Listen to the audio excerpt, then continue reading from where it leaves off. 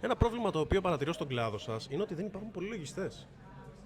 Ναι, Και αυτοί που υπάρχουν φεύγουν στο εξωτερικό. Δεν θα ισχύει. αποτελέσει πρόβλημα αυτό στο μέλλον για τον κλάδο της λογιστικής? Ναι, σίγουρα θα αποτελέσει μεγάλο πρόβλημα. Θα υπάρχει υπερζήτηση για λογιστές. Πώς θα διευθετηθεί αυτό, πιστεύεις? Ε, πιστεύω Θα ανέβουν αναγκαστικά οι μισθοί, σίγουρα. άρα θα ανέβουν και τα κόστη που χρεώνουν οι λογιστές στους πελάτες. Ναι, θα ανέβουν και τα κόστη. Θα υπάρχει υπερκοστολόγηση. Αλλά εντάξει, πιστεύω ότι στο τέλος θα καταφέρουμε. Δόξα τω Θεώ, τώρα υπάρχουν λογιστές, αλλά Θα επιφέρει ισορροπία εννοείς.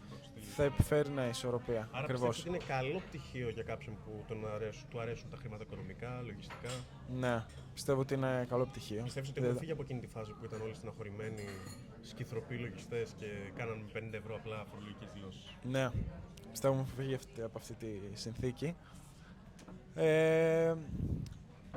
Ναι, και εντάξει, τώρα έχουμε πάει σε μια άλλη πραγματικότητα.